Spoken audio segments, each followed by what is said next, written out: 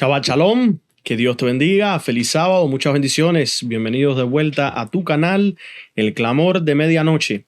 Estamos muy felices poder volver a encontrarnos acá por este método de YouTube para poder seguir estudiando la palabra de Dios. Le estaremos dando continuación al estudio del sistema del diezmo de benevolencia sistemática.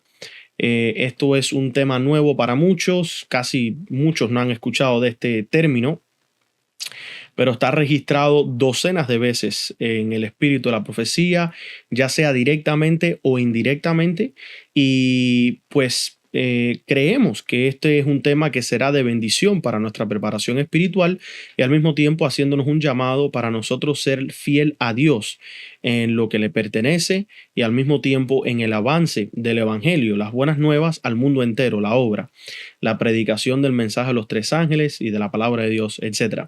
Así que hermanos, bueno, vamos, les pido a aquellos que puedan por favor juntarse conmigo, arrodillarse para tener una palabra de oración y poder entonces pedir la bendición de nuestro Padre Celestial para el estudio de su palabra. Así que te invito para aquellos que puedan arrodillarse que lo hagan y si no, ahí donde estés, si te pudieras unir conmigo en oración. Vamos a orar.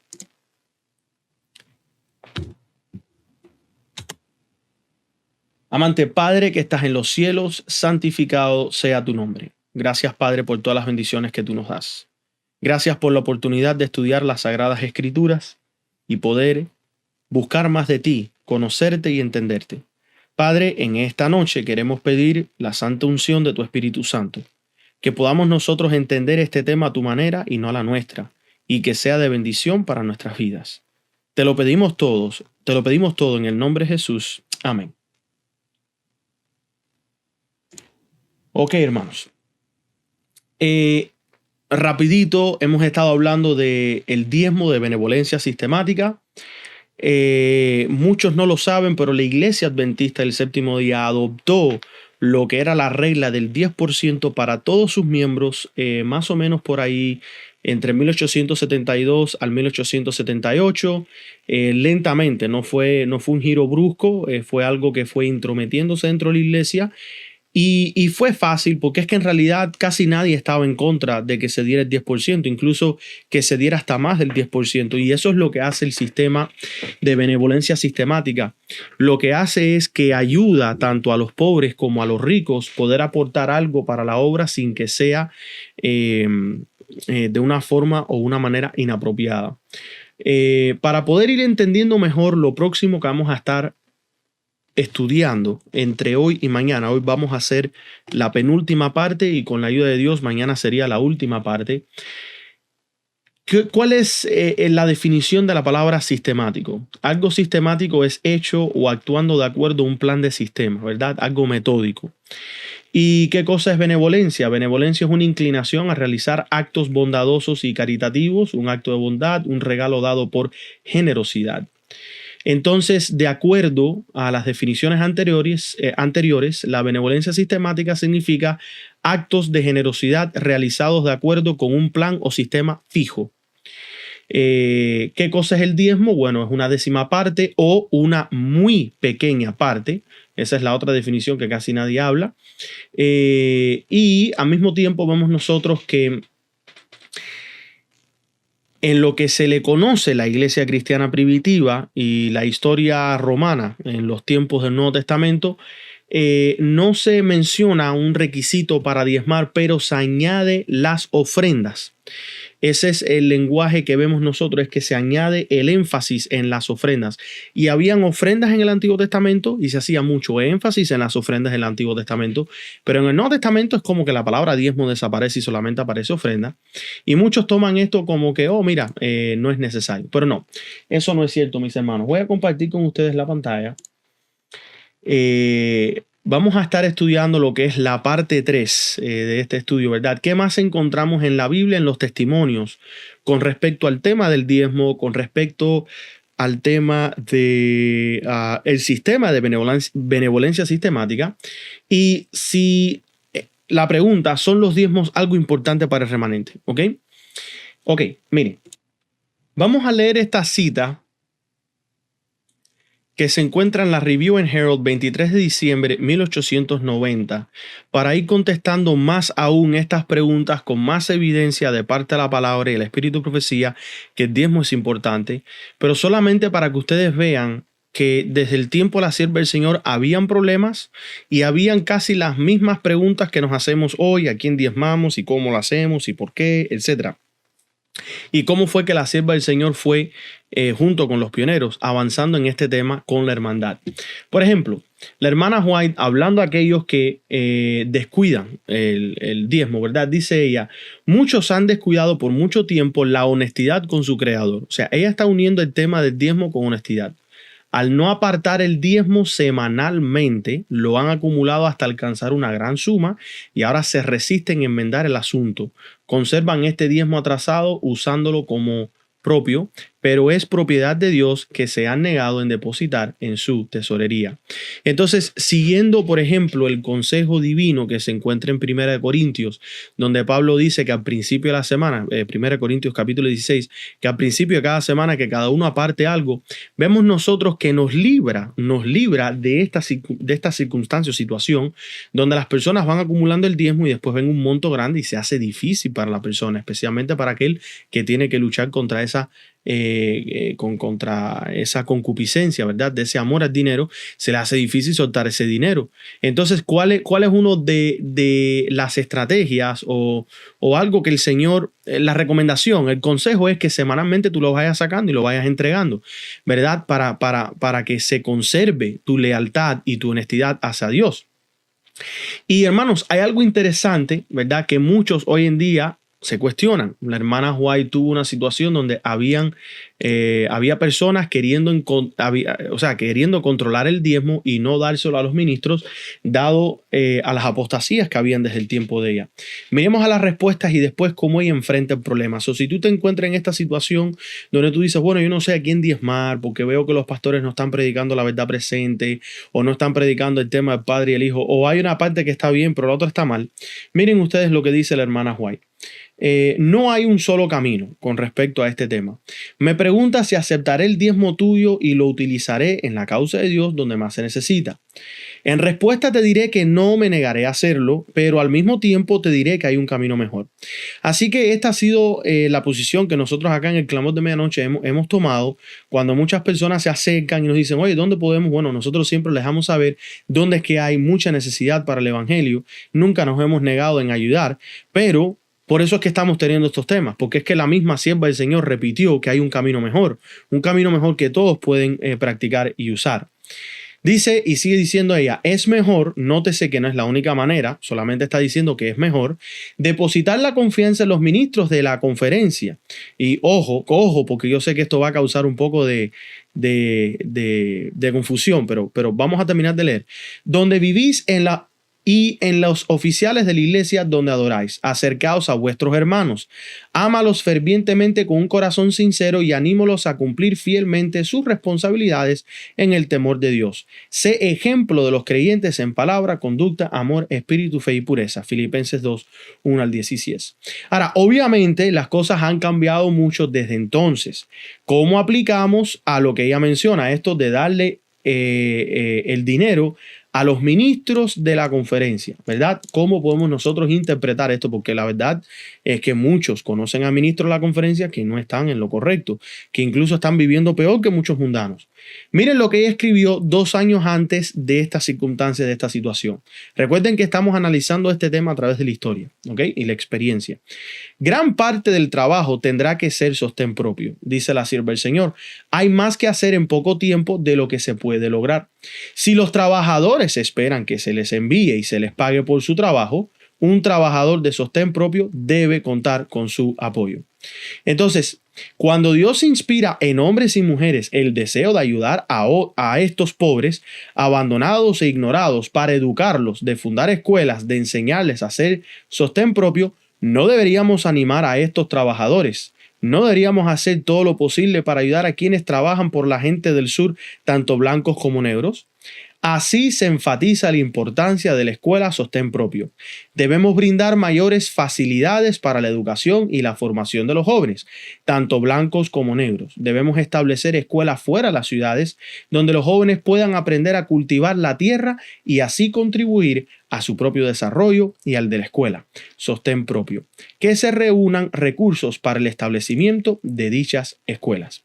Número 1. Aquí hay algo interesante. No solamente los diezmos son algo a lo cual ella llama para nosotros ser fieles, sino también los recursos materiales para nosotros poder avanzar la obra. Como nosotros sabemos, y no es el tema de hoy, lo hemos predicado ya varias veces, que la conferencia ha entrado en apostasía, incluso hay citas de la hermana White, donde ella ya para lo que es, para este tiempo, en 1911, ella está diciendo que ya la voz de Dios no está más en la conferencia general y ahora empieza a regarse desde la cabeza la pudrición de la apostasía alfa, hacia las asociaciones, hacia abajo, hacia las conferencias. Vemos nosotros que todavía en su tiempo había ministros dentro de la conferencia que estaban haciendo la obra verdadera. Y ella dice de que, o sea, como que se acercaran los hermanos y apoyaran. Pero ya para nuestra época, cuando sabemos que la iglesia entra en apostasía, y una vez más, este tema no es para hablar de la apostasía de la iglesia, no vayan a salir con comentarios ahora, bueno, ¿dónde está la evidencia? Porque eso está en otros temas, incluso hay una serie llamada Apostasía, que la pueden estudiar. Vemos nosotros que ella 2 años antes estaba creando ya conciencia de que se debería de estar empujando lo que era la obra de sostén propio. Esta obra de sostén propio era donde las personas trabajaban para sostener la obra y al mismo tiempo recibían las donaciones, la ayuda, los diezmos para aquellos que estaban obrando dentro del rebaño de Dios, haciendo lo que se debe, haciendo un llamado a que cada uno pusiera de su parte en lo que es la evangelización. Entonces, por ejemplo, voy a usar esto como por ejemplo, ¿qué hay de la iglesia Escuela Madison que estaba en el tiempo de la hermana White? Para aquellos que dicen que yo estoy malinterpretando los escritos de lo que ella está diciendo, no lo estoy haciendo. Vamos a usar un ejemplo vivo y eficaz de su tiempo. La Escuela Madison no era propiedad de la asociación, pero tenía, o sea, tiene derecho a la tesorería del Señor. Bueno, ella escribió, miren lo que dice la cita.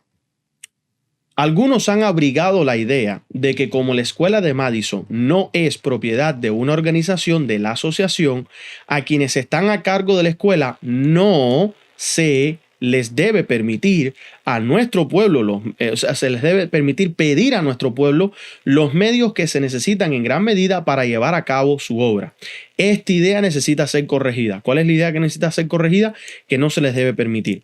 En la distribución del dinero que entra a la tesorería del Señor, en el libro La Tesorería del Señor, es tanto el diezmo como las ofrendas. Véase la review en Herald 8 de julio de 1884, párrafo 11, que dice: será necesario que alguien siga sus pasos y exhorte al pueblo a que cumpla con el deber de traer fielmente todos los diezmos y las ofrendas a la tesorería del Señor. Ustedes tienen derecho a una porción tan ciertamente como la tienen aquellos relacionados con otras empresas necesitadas que se llevan adelante en armonía con la instrucción del Señor. Así que desde el tiempo de la sierva del Señor, nosotros estamos viendo que verdaderamente los ministerios independientes tenían derecho a las ofrendas como a los diezmos que entraban a la tesorería del Señor. Y obviamente ya hemos venido haciendo conciencia desde la primera parte de este video, o sea, de este estudio, de esta serie de estudios, que nosotros debemos de dar diezmos y ofrendas a aquellos que están trayendo pan y vino, doctrina, que están trayendo verdad. No se puede estar apoyando con diezmos y ofrendas a personas que no están predicando la verdad, porque lo que estarías haciendo sería en este caso alimentar la confusión y alimentar las cosas que están erradas. El diezmo es un concepto establecido, bien establecido, hermanos, desde el Antiguo Testamento, ¿ok? Que vemos presente durante las edades. El diezmo era un requisito de la ley en la cual los israelitas debían de dar el 10% de las cosechas que cultivaban y el ganado que criaban al tabernáculo y templo. Y ahí están los versículos para ustedes estudiar y verificar. Déjenme poner esto un poco más pequeño para que se pueda ver un poco más. Y ahí ustedes pueden ver la lista de los versículos, ¿verdad? Ahora, de hecho, la ley del Antiguo Testamento requeriría múltiples diezmos. Y eso es algo que vamos a aprovechar ahora para hablar de este tema. Estos múltiples diezmos, uno era para los levitas, uno era para el uso del templo y el otro, el uso del templo y las fiestas, que hoy en día serían las campañas, las santas convocaciones, y uno era para los pobres de la tierra, lo que habría elevado el total alrededor del 23.3% anual. Ahora, algunos entienden el diezmo del Antiguo Testamento como un método de impuestos para proveer para las necesidades de los sacerdotes y levitas en el sistema de sacrificios, pero Dios no lo tenía como método de impuesto, sino como un método de adoración, y esa es la gran diferencia que algunos ven el diezmo hoy. Están cobrando impuestos. No, hermanos, es un sistema de adoración. Se hace adoración en la entrega. Tú haces adoración en tu servicio a los demás, pues también haces adoración participando de entregando de lo que Dios te ha bendecido, ¿verdad? Si ustedes notan, después de la muerte de Jesucristo, que cumplió la ley, el Nuevo Testamento continúa esta idea e incluso recomienda que los cristianos se sometan a un sistema de diezmo benevolente, tanto para los ministros como para las iglesias, y un uso especial de las ofrendas para el necesitado. El Nuevo Testamento en ninguna parte designa un porcentaje de los ingresos que una persona deba apartar para los pobres, sino que solo dice que las ofrendas deben ser de acuerdo con los ingresos. Y esto es sumamente importante porque nadie debe de coaccionar la conciencia de nadie con respecto a qué es lo que debe diezmar. 1 Corintios 16:12 dice que es de acuerdo con los ingresos, de acuerdo con el corazón de la persona y con lo que haya recibido. Y esto las iglesias debían de usarlo para el bien. Algunos en la iglesia cristiana han tomado la cifra del 10% del diezmo del Antiguo Testamento y lo han aplicado como un mínimo recomendado para los cristianos en sus ofrendas. Pero hemos visto con los pioneros y la Biblia que esto no es así. Los pobres que no pueden tanto, se les recomienda que hagan algo pequeño semanalmente, mientras que los que ganan más, que puedan dar más, etc. Y ese es el problema, que hacemos tanto énfasis que es el 10%, es el 10%, que el rico que puede dar más del 10% ya se cree que está bien porque da el 10%. No, mi querido hermano, si tú tienes la posibilidad de dar más, tu responsabilidad de acuerdo a las Sagradas Escrituras y al testimonio y la experiencia de los pioneros y la luz que Dios está dando es que debes de dar más. Pero el pobre que no puede ni siquiera alcanzar de dar el 10% siempre está pasando por una prueba, siempre está pasando por una circunstancia, por una situación. Tenemos que ser justos. En el Nuevo Testamento se habla de la importancia y los beneficios de dar, ¿verdad? No es de dar un 10% y ya, y terminamos con nuestra parte. No, hermano. Debemos dar según nuestras posibilidades. A veces eso significa dar más del 10%. Todo depende de la capacidad del cristiano y de las necesidades del cuerpo de Cristo. Todo cristiano debe orar diligentemente y buscar la sabiduría de Dios en el asunto, como lo recomienda las Sagradas Escrituras en Santiago, capítulo 1, versículo 5. Sobre todo las ofrendas deben darse con motivos puros y una actitud de adoración a Dios, no solamente para que otros, mira, yo estoy ofrendando, o porque simplemente quieres hacer negocio. No, tiene que ser en actitud de adoración a Dios y al servicio del cuerpo de Cristo. Cada uno dé según lo que haya decidido en su corazón, no de mala gana ni por obligación, porque Dios ama al dador alegre. Entonces, hermanos, vamos a indagar más ahora en la Biblia con respecto a estos tres diezmos y cómo es que podemos nosotros aplicarlos para nuestra vida hoy y poder poner esto en práctica, ¿verdad? Los tres diezmos bíblicos. Bueno, la mayoría solo conoce el diezmo que se daba a los levitas. Pero la palabra de Dios nos habla de tres diezmos distintos. El primer diezmo es para los levitas, para su servicio en el santuario. Hoy en día nosotros interpretamos y traducimos esto que son para los pastores, que en este caso son los ministros que Dios ha llamado para servir, los que traen pan y vino para el pueblo y la edificación espiritual. Hermanos, y aquí es una buena oportunidad para que cada uno se autoevalúe si verdaderamente Dios me ha llamado a ministrar, o si es que Dios me ha llamado a ser laico, o si es que Dios me ha llamado a ser diácono. O sea, ¿cuál es la obra que Dios te ha llamado? Porque hay muchos que tienen corazón y tienen ansias de ser ministros, de ser pastores, pero Dios no los ha llamado para esta posición. Dios no los ha llamado para esa obra. Y se puede ver claramente que no han sido llamados para esa obra porque simplemente no han sido, no se les ha entregado esos dones espirituales, ¿verdad? Esos beneficios, vamos a ponerle beneficios espirituales que Dios hace. Entonces, hay otros aspectos que estamos viendo que se deberían de cuidar entre nosotros, que se deberían de estar practicando por la hermandad y que muchos hermanos tienen ese don, han recibido esos dones espirituales, pero ellos no están, su corazón no está de acuerdo o en el mismo camino a donde Dios ha puesto la bendición. Ahora, el segundo diezmo era para que tú y tu familia celebren las fiestas solemnes. Las fiestas solemnes eran la forma de evangelizar en aquel tiempo, o de hacer reuniones donde ellos invitaban o todos los que pasaban por sus tierras eran invitados a participar y estar con ellos. Hoy en día nosotros traducimos o entendemos esto que son las campañas, las santas convocaciones, reuniones, etc. Hay gente que dice que las fiestas no están vigentes.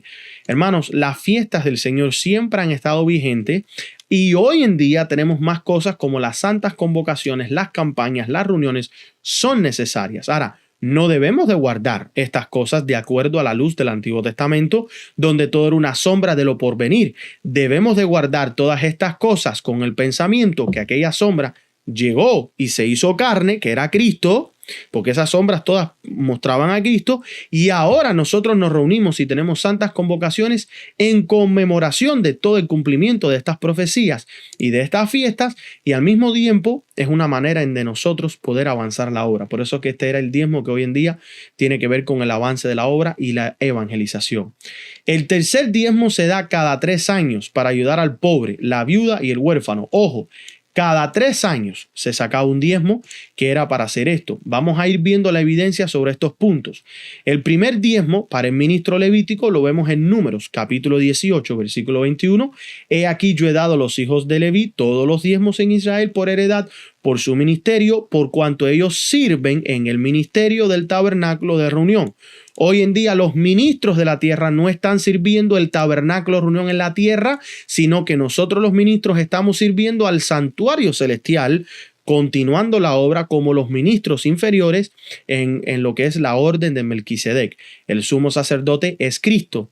Los ministros superiores que están por debajo de Cristo son los ángeles y los ministros menores los ministros menores somos nosotros los hombres que estamos en la tierra, que somos en este caso los levitas espirituales o simplemente los obispos del cuerpo de Cristo. Los levitas vivían del diezmo, pero ellos también debían diezmar. Yo no sé por qué hoy en día existe la idea de que los pastores no diezman. Eso está completamente errado.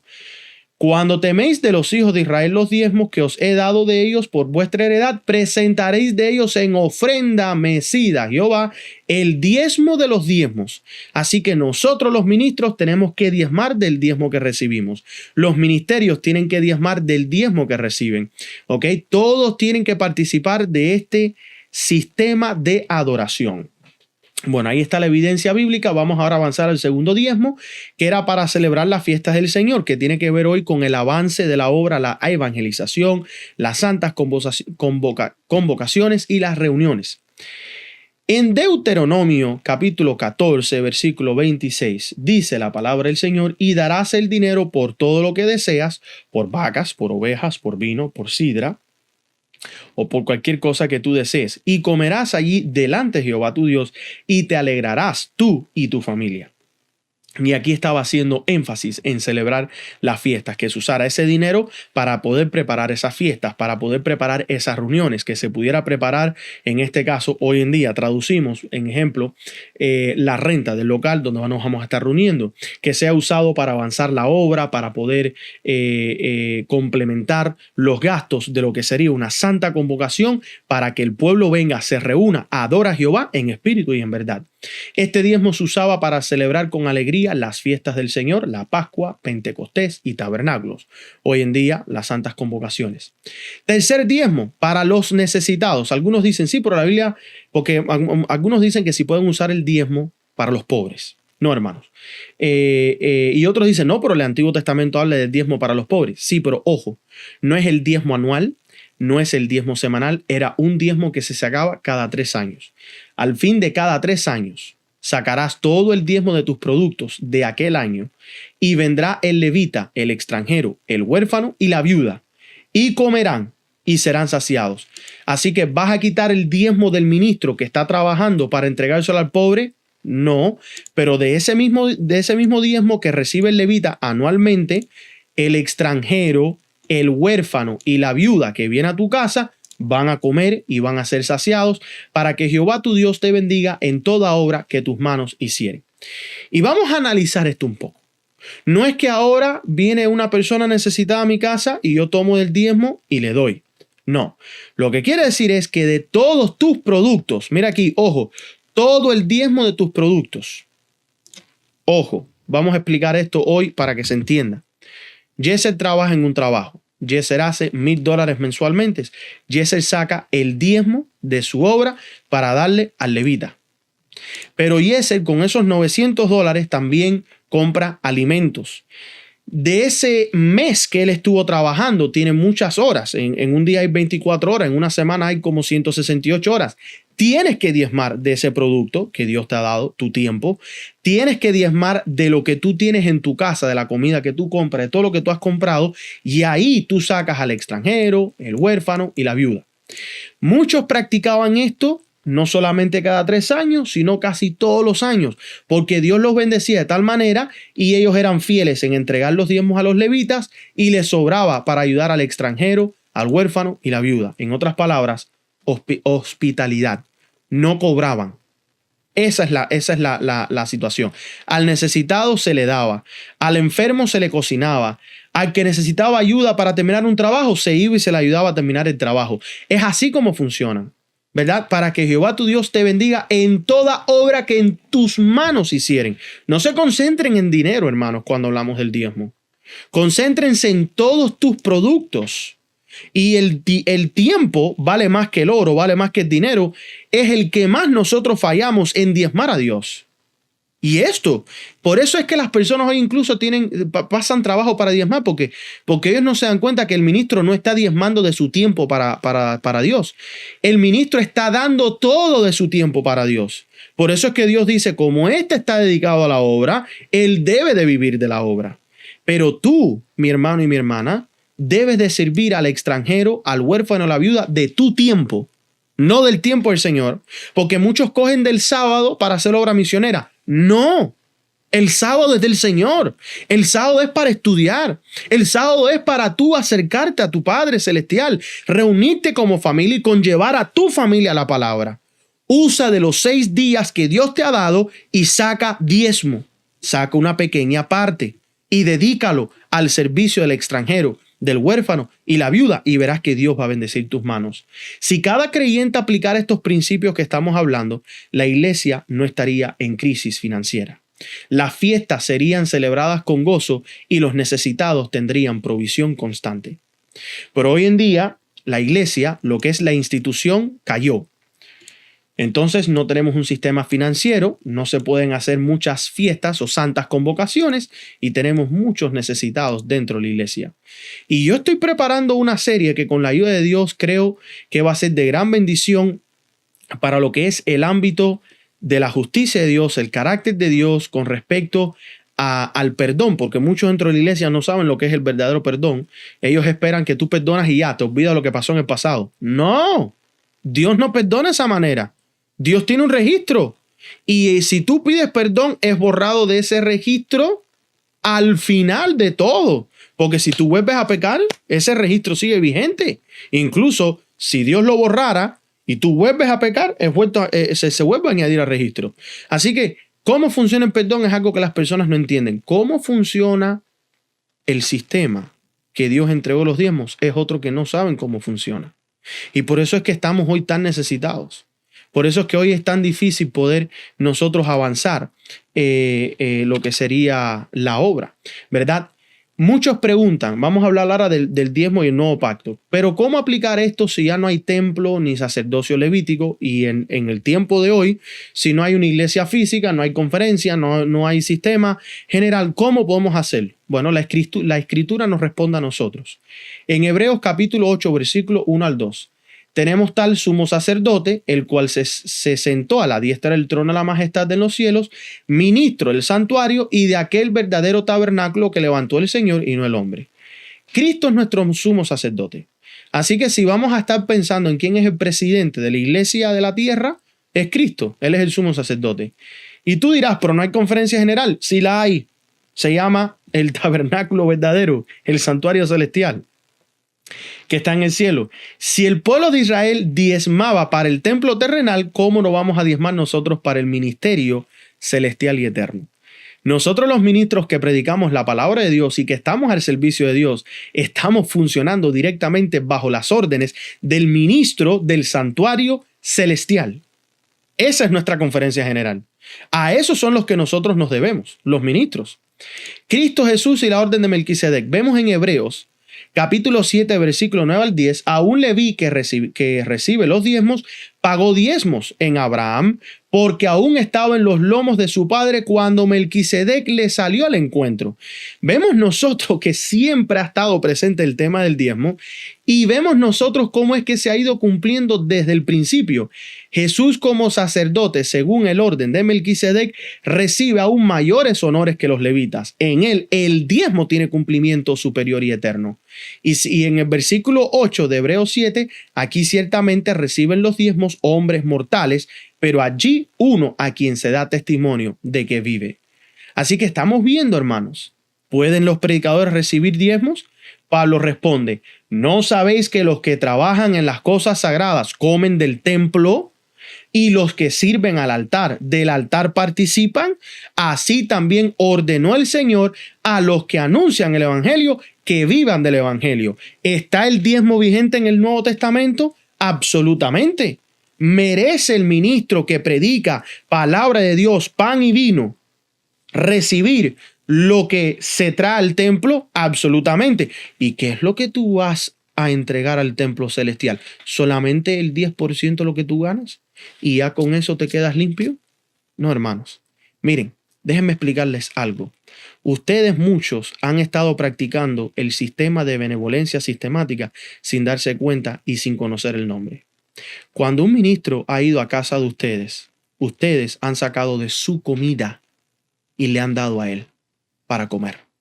Cuando ustedes han visto que un ministro, un misionero está viajando y ustedes han visto una necesidad, ustedes han sacado de su dinero, de sus ahorros, de sus cosas, de su ropa, de sus zapatos y se lo han dado al ministro que necesita esa ayuda. Eso era parte del sistema de la benevolencia sistemática, de la cual nadie habla porque no sabe identificar. Voy a compartir algo. En Cuba había algo que se llamaba, que el Señor me ayude ahora a recordarme de esto. Le decían fondo de inversión. Gracias, Señor. El fondo de inversión. El fondo de inversión funciona de la siguiente manera. En Cuba, ¿verdad? Uno es pobre, uno no tiene casi nada. Tú tenías muy pocas cosas materiales. Y uno siempre quería ir bien vestido a la iglesia, con los zapatos bonitos, los zapatos bien cuidados.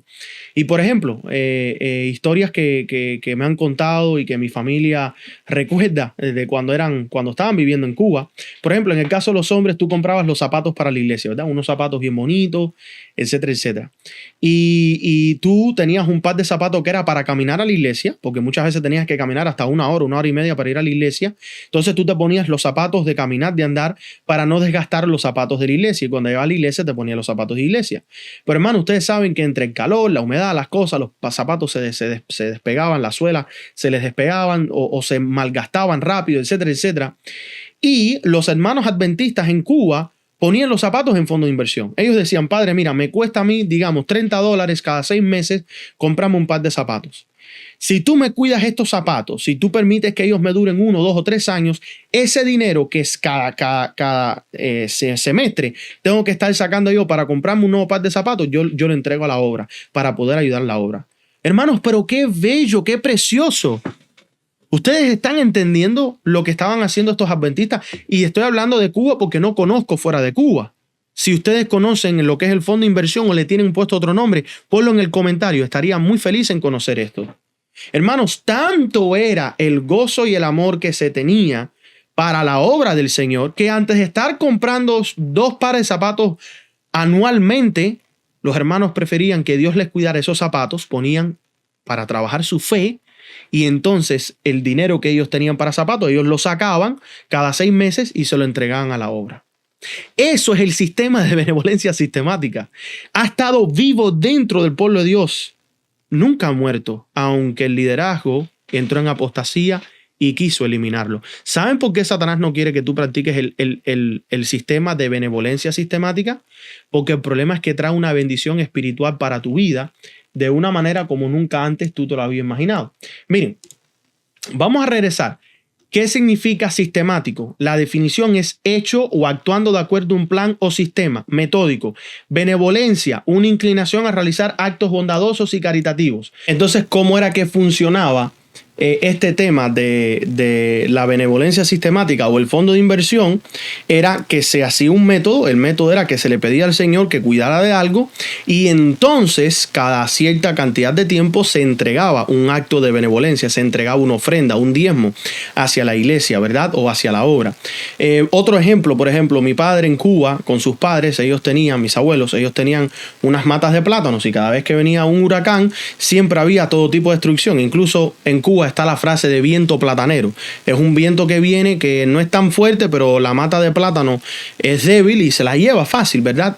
Pues ellos pusieron sus matas, sus plantas, árboles de plátanos en el fondo de inversión, y Dios cuidaba de esos plátanos, y ellos entregaban al Señor lo que ellos habían acordado al Señor. Entonces, hermanos, cuando nosotros vamos analizando esto, es de acuerdo a la palabra que los ministros pueden recibir. Los ministros pueden recibir, y tú puedes practicar de estas cosas y puedes ser bendecido de actuar con fe. Al poner tu fe, ¿verdad? Tú estás poniendo tu fe. Y miren, los ministros del evangelio tienen el derecho divino de vivir del ministerio, así como lo tenían los levitas. Pablo argumenta con la misma Torá cuando él dice en 1 Corintios 9:9, no pondrás bozal al buey que trilla. Y esto es él citando Deuteronomio, si no más me equivoco, con respecto al tema de las ofrendas y el diezmo. El verdadero problema hoy en día, de por qué hoy en día no se practica mucho el fondo de inversión, nadie conoce del sistema de benevolencia sistemática, es la falta de fe y gratitud, ¿verdad? No diezmar es decirle a Dios, no confiamos en Él como proveedor. No es algo que si yo diezmo ya estoy bien, ¿no? Porque hay muchos que diezman pero no están bien en el corazón. Y hay otros que casi están bien en el corazón, pero simplemente están faltas de fe y no tienen esa actitud de gratitud, de agradecer. Malaquías 3:10 dice, traed todos los diezmos al alfolí y probadme ahora en esto, dice Jehová de los ejércitos, si no os abriré las ventanas de los cielos. Este es el único mandamiento donde Dios nos dice, pruébame. No hay otro mandamiento donde Él dice, pruébame. Pero también nos advierte, ¿robará el hombre a Dios? Pues vosotros me habéis robado. Y dijisteis, ¿en qué te hemos robado?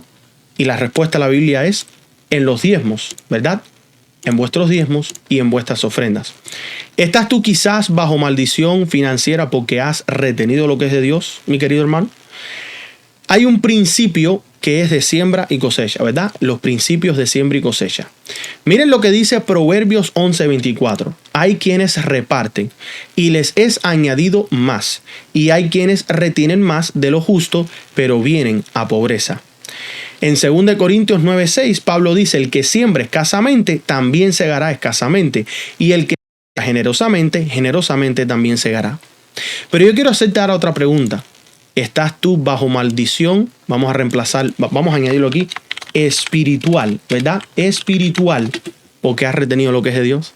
Hay muchas personas que tú los ves que están bien financieramente, pero tú les hablas de la palabra de Dios y no entienden. Y por más que tú quieras que ellos entiendan la verdad, practiquen la verdad, vivan la verdad, simplemente no pueden. ¿Por qué? Porque ellos están fallando. Y Dios no puede bendecir a un espíritu orgulloso, no puede bendecir a un espíritu que tenga amor por el dinero. El que no diezma, hermanos, se está empobreciendo espiritualmente y muchas veces también materialmente. Y el que diezma con corazón alegre cosecha bendición. ¿Cuál es la conclusión con respecto a esto pequeño de los 3 diezmos? Y si tienen propósito santo. Bueno, el primer diezmo sostiene al ministerio, sostiene al ministro, al obrero, al pastor, etcétera, etcétera. El segundo diezmo, que era para celebrar la fiesta del Señor, es el que se usa para las santas convocaciones, para poder ayudar con la obra, avanzando la obra, etcétera, etcétera. Y el tercer diezmo era la ayuda al necesitado, era lo que tú sacabas una vez cada 3 años o cada cierto tiempo que ahora tú te quieras promover, aparte del tercer año, para tú poder servir al necesitado y al pobre. El diezmo no es una tradición humana, no es una carga legalista, es la voluntad de Dios. Y si no lo enseñamos así, estamos nosotros enseñando rebelión. Esta es la única vez en la Biblia donde Dios nos anima a ponerlo a prueba en algo, ¿verdad? ¿Y cuál es la prueba? La prueba es esta. Si hacemos lo que Dios dice con nuestros diezmos, Él proveerá para nuestras necesidades. La Biblia dice que si das todos tus diezmos, Dios te bendecirá. Sin embargo, la Biblia también dice que si no das tus diezmos, le estás robando a Dios y Él te maldecirá por ello, ¿verdad? Ahora, no sé qué pasó aquí con el Word. Regresando a Malaquías 3, 8 al 9. ¿Robará el hombre a Dios? Pues ustedes me han robado y dicen que te hemos robado en los diezmos y las ofrendas. Analicen esto. ¿Es posible que tengas dificultades económicas porque has sido maldecido por no diezmar? La Biblia compara, vamos a analizar un poco más este punto que había tocado no hace mucho. La Biblia compara las finanzas con esparcir o sembrar semillas en un par de lugares y quiero considerar qué significa esto. Cuando nosotros leímos en Proverbios 11:24 que hay quienes reparten y les han añadido más y hay quienes retienen más de lo que es justo, pero se empobrecen, el principio aquí es que si esparces tus semillas puedes producir más. Pero si tú las retienes y las guardas para tu propio consumo, eventualmente las consumirás todas y quedarás sin ellas. Por lo tanto, quien esparce crece más, pero quien retiene demasiado empobrece. Vuelvo a explicar un poco más esta analogía porque quiero que entiendan cómo es que funciona el diezmo. Vamos a ponerlo como si fueran granos, como si fueran, vamos a ponerlo semillas, ¿verdad? Como si fueran frijoles. Ahí está. Tú tienes 2 sacos de frijoles. Si tú tomas estos sacos de frijoles y tú los siembras, cada frijol, cuando crece la matica, te da varios frijoles. De un frijol sacas varios frijoles. Entonces, todos los años tú vas sembrando, tuviste 2, te quedas con mitad de los 2 sacos, te quedas con mitad de uno. Gastaste 1,5 sacos. Pero al tú sembrar 1,5 sacos, por un ejemplo, estarías recolectando al final de esa cosecha 3 sacos. Multiplicaste, ¿verdad? Así es como funciona el trabajo. Así es como funciona el diezmo. Cuando nosotros estamos diezmando, la obra no se ve personalmente, la obra se ve mundialmente. Se ve a través de la faz de la tierra. Entonces, cuando nosotros estamos viendo que tú diezmas, ¿verdad? Tú tenías, digamos, 100 de 1000, tú entregaste 100 a la obra del Señor. Puede ser que tú no recibas 200, 300, puede ser que no. Pero, o sea, se está añadiendo alguien más, un alma más al pueblo remanente. Se está añadiendo una nueva luz o una nueva verdad que el pueblo necesita aprender porque se mantiene la obra avanzando. Entonces, al principio del 2020, cuando empieza la verdad a alumbrar con toda su fuerza en el mundo hispano, latinoamericano, vemos nosotros que estaba un poco regado, las cosas no estaban organizadas, estaban diferentes ministros por aquí y por allá, no había mucho avance. Pero ¿qué pasó en el 2022, 2023? Se empezaron a hacer campañas, se empezaron a promover estas santas convocaciones. Hermanos, Dios empezó a bendecir hasta el punto que hoy en día estamos creciendo y vemos una inmensa cantidad de necesidad de organizarnos como pueblo para seguir avanzando hacia adelante. Organizarnos para coordinar la obra, para coordinar los esfuerzos evangélicos, para poder coordinar la proclamación del mensaje a los 3 ángeles. Entonces, por esto es que decimos que el que siembra, la Biblia dice, y estamos diciendo que el que siembra escasamente también segará escasamente, y el que siembra generosamente, generosamente también segará. Así que cada uno dé como propuso en su corazón, no con tristeza ni por necesidad, porque Dios ama al dador alegre. Nuevamente, la metáfora de sembrar semillas se aplica a dar tus finanzas. Si siembras escasamente, vas a cosechar escasamente, pero si siembras abundantemente, cosecharás abundantemente. La Biblia también aborda nuestra actitud con respecto hacia dar, cuando dice que demos con un corazón alegre. Si la idea del diezmo te molesta, entonces tienes un problema en el corazón, hermano, y necesitas tratar ese problema, necesitas arreglar ese problema. Los 3 diezmos tienen un propósito en el reino. El primer diezmo se da para proveer para el ministerio y aquellos que ministran. El segundo diezmo se guarda para que tu familia celebre las fiestas con alegría y abundancia. O en este caso, para poder hacer las santas convocaciones. Por ejemplo, que las iglesias pueden reunir un diezmo y decir, este año vamos a tener tantas campañas. Y ahí donde aparece todo esto y todas las familias pueden disfrutar de esto porque es que se ha hecho preparación. Y el tercer diezmo se da para ayudar a otros que están en necesidad. Todos necesitamos someter nuestras finanzas a Dios y el diezmo es el método que Dios estableció para nosotros en las Escrituras. Así que, ¿sacamos 3 diezmos de un solo diezmo? No, son 3 diezmos, son 3 porciones. Sacas tu diezmo para los ministros, sacas tu diezmo para las santas convocaciones, sacas tu diezmo para ayudar al necesitado. Eso es lo que quiere decir. No que del diezmo de Dios se saca para esto, se saca para aquello. No. Dios tiene diferentes porciones que Él espera del hombre. Y hermanos, por favor, no te quedes estancado en la gran mentira. Gran mentira no, porque está escrito. En el engaño de que solamente dando el 10% de tu dinero, no entregando tu tiempo, tu casa, tus víveres, tus cosas materiales, tu siembra, tu comida, tus dones espirituales que Dios te ha dado, dones, lo que sea que Dios te haya dado. No, yo solamente doy el 10% de mi dinero, son $100 de 1,000, por lo tanto yo estoy bien y ya. No estás bien. El diezmo. En el Nuevo Testamento, Jesucristo afirmó la validez del diezmo incluso mientras reprendía a los fariseos por descuidar la justicia y la misericordia. Jesús dijo, pagáis el diezmo de la menta. Miren ustedes que habían diferentes diezmos. La menta, del eneldo y del comino. Y dejáis lo más importante de la ley. ¿Cuál era la parte que ellos no estaban diezmando? La justicia y la misericordia y la fe. Esto era necesario hacer sin dejar de hacer aquello. Cuando Dios es justo contigo, hermanos, tienes que dar de esa justicia que Dios te ha dado. Cuando Dios ha tenido misericordia, mi hermano, tienes que dar de esa misericordia que has recibido. Cuando Dios te ha dado fe, tienes que dar de esa fe. Y tú me dirás, hermano, estás extendiendo demasiado lo que está diciendo Mateo 23:23. Eso no es lo que está diciendo, sí lo es. Porque para eso es que se entrega la parábola de aquel rey que le perdona al deudor y cuando sale el deudor para afuera, ¿entregó diezmo? No quiso perdonar al otro que le debía poco. Y el rey después le quita el perdón, regresando a lo que estábamos diciendo, de que hoy en día la gente no entiende lo que es el perdón. Entonces, miren lo que dice Lucas 11:42. Más hay de vosotros fariseos que diezmáis la menta y la ruda y la hortaliza y pasáis por alto la justicia y el amor de Dios. Esto es necesario hacer sin dejar aquello. Con esto Jesús no condenó el diezmo, sino su falta de amor y de justicia, y él sostuvo que el diezmo era algo que debía hacerse mientras redirigía la atención del pueblo hacia el corazón de la ley. Y eso está bien reflejado en esta última parte del versículo. De igual manera, el apóstol Pablo enseñó que quienes ministran en la iglesia deben ser sostenidos por las ofrendas de los creyentes, basándose directamente en los principios del diezmo del Antiguo Testamento. Pablo hace eco de la ley cuando él escribe: el obrero es digno de su salario. También establece un paralelo entre el sostenimiento de los ministros cristianos y el servicio del templo. 1 Corintios 9, 13 al 14. ¿No sabéis que los que trabajan en las cosas sagradas comen del templo y que los que sirven en el altar, del altar participan? Así también ordenó el Señor a los que anuncian el evangelio que vivan del evangelio.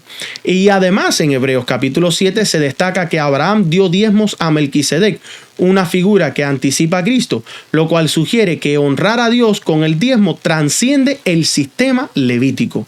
En conclusión, hermanos, el Nuevo Testamento no abole el principio del diezmo ni desanima la generosidad, más bien asume el dar como una práctica continua utilizada para sostener la obra de la iglesia y como un acto de adoración dentro de la comunidad de la fe. Así, tanto en el Antiguo como en el Nuevo Testamento proveen una sólida defensa teológica de que el diezmo sigue siendo relevante hoy en día como una expresión concreta de la fidelidad y adoración a Dios. Ahora, antes de terminar en esta noche, hay algo interesante. El verbo hebreo natán. Miren ustedes esto. La palabra hebrea para dar y su significado más profundo, definición y reciprocidad, es el verbo hebreo natán, que significa dar. Esto encierra un significado profundo, ¿verdad?, sobre la naturaleza misma del dar. Curiosamente, natán es un palíndromo, no sé cómo se dice ahora. Se lee igual de izquierda a derecha que derecha a izquierda en hebreo. Esto sugiere una dinámica de reciprocidad implícita en el acto de dar. Los sabios antiguos observaban que quien da también recibe a cambio. Es decir, la generosidad tiene una forma misteriosa de volver al dador. El que bendice a otros también es bendecido. Este principio de reciprocidad está en perfecta armonía con las promesas bíblicas como dad y se os dará. Lucas 6:38, que si lo traducimos del griego al hebreo es natán. En otras palabras, interesante, ¿verdad? Esto refleja que Dios honra y recompensa un espíritu generoso. La misma estructura del verbo natán nos muestra que dar nos muestra que dar no es una pérdida unilateral, sino una parte de un ciclo divinamente ordenado de bendición, una verdad confirmada tanto en las Escrituras como en la experiencia humana. De hecho, estudios muestran que quienes dan suelen experimentar más gozo y plenitud. Que por cierto, regresamos a la analogía de la siembra, ¿verdad? El que siembra cosecha más. Mientras más siembras, más cosechas, ¿verdad? Es interesante cómo el Señor ha hecho todo. Una perspectiva pictográfica. En la antigua escritura pictográfica hebrea, cada letra de Natán revela un mensaje simbólico que profundiza nuestro entendimiento del dar sacrificial. La palabra Natán se escribe Nun Taf Nun. Interesante, Nun Taf Nun. Nun representaba originalmente una semilla o un brote, simbolizando vida o continuidad. Taf se dibuja como dos palos cruzados en forma de cruz o una marca simbolizando una señal o pacto. Y Nun finalmente nuevamente representa una semilla, una continuación de vida. Una interpretación de este pictograma sería acción, señal y continuar. Esto indica que un acto de dar crea una señal perdurable que continúa hacia adelante. En otras palabras, un regalo dado con fe se convierte en una señal de fidelidad al pacto que perpetúa la vida y deja el legado. Quien da a la obra de Dios está sembrando una semilla, Nun, que marca un acto de pacto, Taf, y que lleva a una vida y bendición continuas, Nun. Dar, una acción viva, con significado eterno. Así Natán en sus propias letras ilustra que dar es una acción viva con significado espiritual duradero. Es un acto de fe que deja huella y perpetúa la bondad. Esto está en profunda resonancia con el concepto bíblico de sacrificio. La palabra hebrea para sacrificio es corbán, que literalmente significa acercarse. Cuando damos algo a Dios, nos acercamos más a Él. Y nuestro acto de generosidad se convierte en una señal de nuestra relación con Él. Así que, hermanos, visto de esta manera, cada acto de dar no es solo un deber, sino un acto de confianza y un medio por el cual Dios continúa su obra a través de nosotros. ¿Cuál es la conclusión para el estudio de esta noche? El mensaje es claro. Dar en el sentido bíblico no es una obligación vacía, sino una práctica vivificadora que refleja el carácter generoso de Dios y avanza su propósito de pacto a la tierra. La exhortación a dar, no por culpa, sino con intención, con corazón, ¿verdad? Obediencia y deseo de apoyar la verdad de Dios. Gracia. no culpa. Romanos 5:8 nos dice, hablando de toda exhortación al diezmo debe terminar con la cruz y en la gracia, los cristianos no deben dar bajo una nube de culpa o coerción. Nuestro dar, al igual que nuestra salvación, es una respuesta a la gracia de Dios, no un medio para obtenerla. No diezmamos para que Dios nos ame, Él ya nos amó en nuestro peor estado y nos dio a su Hijo. Como nos recuerda el apóstol Juan, nosotros le amamos a Él porque Él nos amó primero. Y lo mismo se aplica al dar. Damos porque Él nos dio primero, porque de tal manera amó Dios al mundo que dio a su Hijo unigénito. El Evangelio es la historia suprema del dar sacrificial. Jesús se entregó a sí mismo por nosotros como ofrenda y sacrificio a Dios en olor fragante. A la luz de esto, nuestras ofrendas económicas son simplemente pequeñas expresiones de gratitud.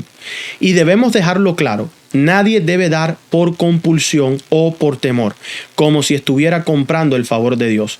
No eres un mal cristiano si has luchado en esta área, y el amor de Dios por ti no aumenta ni disminuye según lo que des.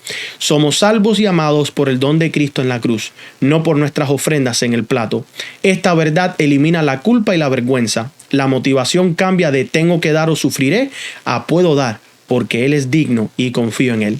Y Pablo lo expresa así: presentad vuestros cuerpos en sacrificio vivo por la misericordia de Dios. Romanos 12:1. A la vista de su misericordia, hermanos, nos ofrecemos libremente, incluyendo a nuestros recursos. El diezmo no se trata de apaciguar a Dios ni de marcar una casilla legalista, sino de una obediencia gozosa y colaboración con Dios en su obra. La obediencia e intencionalidad. Ahora bien, la gracia no debe volvernos perezosos o negligentes.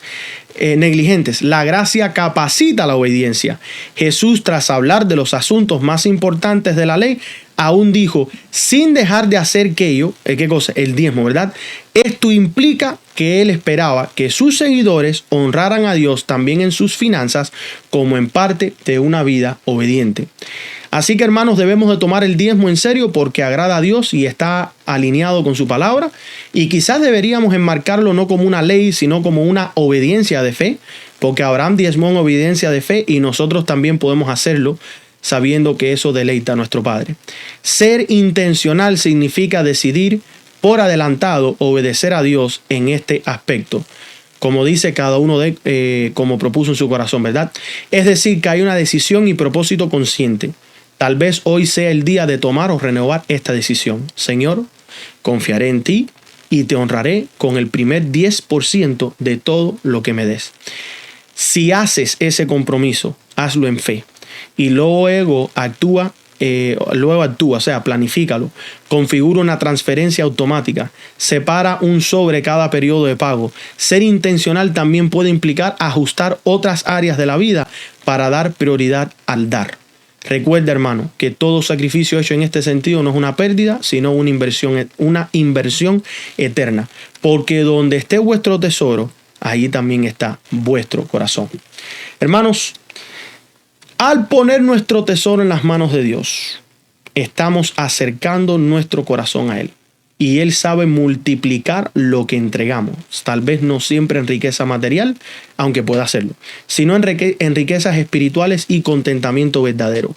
Muchos que diezman testifican que el 90% con la bendición de Dios rinde más que el 90% sin ella.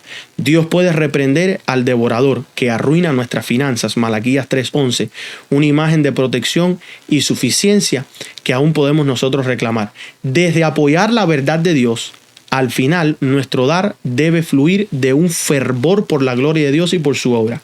Y queremos ver su verdad esparcirse y su reino establecerse en la tierra.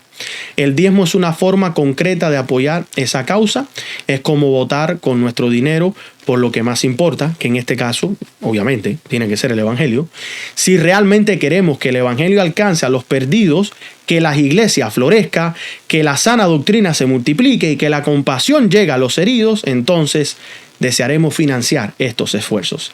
La iglesia primitiva compartía con gozo porque el amor de Cristo los impulsaba. Nosotros también debemos cultivar una visión de lo que nuestra entrega logra. Piénsalo así. Cada vez que tú diezmas, tú estás siendo impulsado o estás impulsando la difusión de la verdad de Dios. Y la verdad de Dios te impulsa también a esto. Puede que estés pagando por Biblias, manteniendo a un misionero en el campo, sosteniendo una iglesia donde se predica la palabra o ayudando a un joven confundido a asistir a un retiro espiritual. Así el diezmo se vincula directamente a la misión de Dios. Pero recuerden, hermanos, no estamos cogiendo de un diezmo para sacar 3. No metan la Trinidad en el diezmo. No, son 3 diezmos: el diezmo del ministro, el diezmo de la fiesta, que son las santas convocaciones, y el diezmo para el pobre. Son 3 cosas. No es que vas a tomar de uno para usar para el otro y los otros 2 se quedan sin nada. No. Así el diezmo se vincula directamente a la misión de Dios.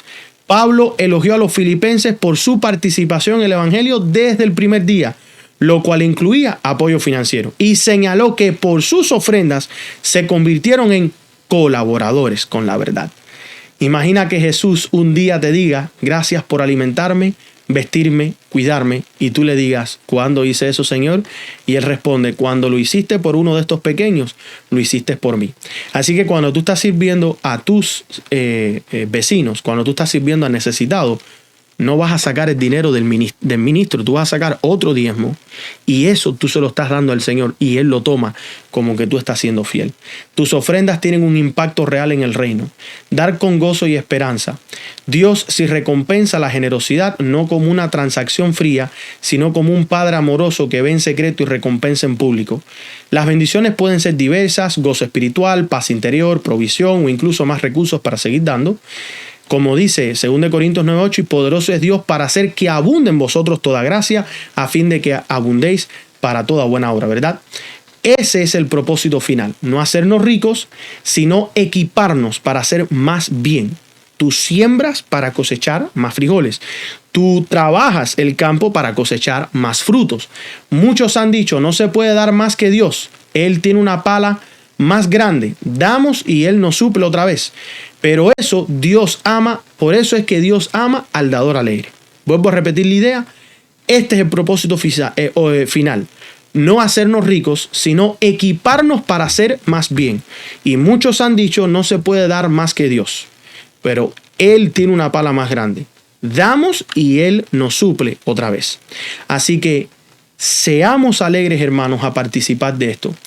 Si no has experimentado el gozo al dar diezmo, ofrendas, ayudar, pídeselo al Señor. A veces el gozo llega después del paso de fe, cuando ves cómo Dios usa tu entrega, o cuando te das cuenta de que no extrañas lo que diste. La exhortación final comienza de nuevo. Si no has estado diezmando o te has alejado o no, no lo has hecho, no te ahogues en el remordimiento. Decide hoy, hermano, solo ve esto como un llamado amoroso de Dios al crecimiento. Comienza hoy con la fe que tengas.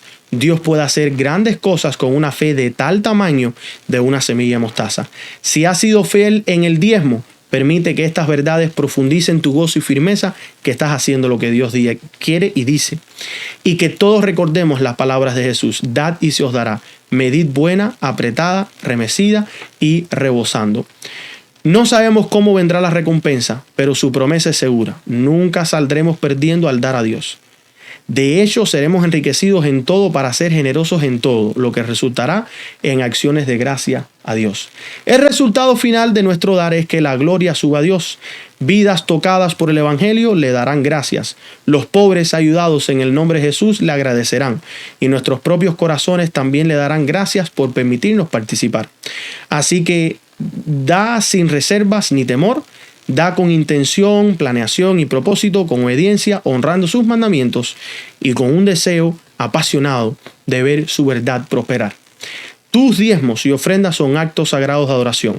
Te conectan con una historia mucho más grande que tú mismo, la historia de Dios redimiendo al mundo. Cuando pongas tu ofrenda, hazlo como una oración. Señor, que esto avance tu reino y forme en mi corazón. Te adoro con esto. A Dios le encanta esa clase de entrega de oración. A los que me honran, dice la palabra, yo los honro. Que todos experimentemos la bendición profunda y el crecimiento espiritual que vienen al honrar a Dios con nuestros bienes. El diezmo no se trata de perder el 10%, sino de invertir en la eternidad y declarar con fidelidad del pacto que todo lo que tenemos y somos pertenece a Dios. Con ese espíritu damos demos con gozo y esperanza, porque gracias a Dios por su don inefable. Hermanos, aquí llegaremos hoy. Mañana continuaremos con la última porción de este estudio, de esta serie apologética con respecto a los diezmos. Normalmente no leo mucho en mis sermones, en mis notas, pero llevo trabajando en este tema varios meses y he estado poniendo todo lo que el Señor ha puesto en mi corazón para compartir con ustedes entre la Biblia y el Espíritu Profecía. Este documento estará disponible este sábado por nuestro canal de Telegram, el chat El Clamor de Medianoche, para todos aquellos que quieran tener acceso a él. Ahí están notas, argumentos, textos, citas, explicaciones, etcétera, etcétera. Y bueno, sería bueno que lo lean. Es un documento largo, es más de 50 páginas por ahora. Así que hay bastante con respecto a este tema. Tiene que ver con el derramamiento del Espíritu Santo, la preparación espiritual, la santificación, y por eso es que nos hemos tomado el tiempo. Mil disculpas si les aburrió un poco el tema, porque fue leído y no como normalmente lo doy, pero me era necesario compartir todas estas cosas porque han sido de gran bendición al estudiarlas, al entenderlas y practicarlas. Y les invito a ustedes a que también lo hagan. Así que bueno, vamos a orar. Vamos a aquellos que puedan arrodillarse conmigo, les invito a que se arrodillen y vamos a tener unas palabras de oración para terminar en esta noche. Vamos.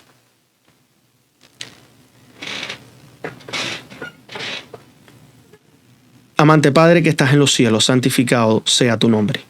Gracias, Padre, porque podemos ver que a través del principio del diezmo podemos ser bendecidos, porque tú bendices al dador alegre. Padre, claramente podemos ver que desde el principio tú nos has hecho un llamado para nosotros entregarnos en sacrificio a ti. Entregar las cosas que tú nos has dado en esta vida, bendiciéndonos para nosotros tomar y bendecir a otros. Pedimos, Padre, que se pueda hacer una realidad de nuestras vidas, que podamos nosotros entregar nuestros diezmos para el sostén de tus ministros, que podemos también sacar un diezmo para el sostén de la obra y de las santas convocaciones, y que también saquemos nosotros un diezmo de lo que tú nos has dado para nosotros servir a los necesitados. Bendícenos, Padre, danos coraje, danos valentía, danos conocimiento, sabiduría, fuerza y poder para seguir adelante con tu obra y hacer lo correcto. Perdona nuestras faltas y nuestros pecados y que podamos hoy empezar una nueva vida reflejando tu mandato con respecto a este tema. Te lo pedimos todo en el nombre de tu Hijo amado Cristo Jesús. Amén y amén. Bueno, hermanos, que Dios me los bendiga, muchas bendiciones. Nos veremos mañana a eso de las 10 de la mañana por acá por el canal de YouTube con la continuación y el final de este estudio. Esperamos que sea de gran bendición. Y bueno, cualquier pregunta pueden preguntar en el chat o también se pueden comunicar con nosotros a través del Telegram o el correo electrónico que está puesto en la información de contacto en este video. Muchas bendiciones, que Dios te bendiga. Maranata, Cristo viene, fe y honor.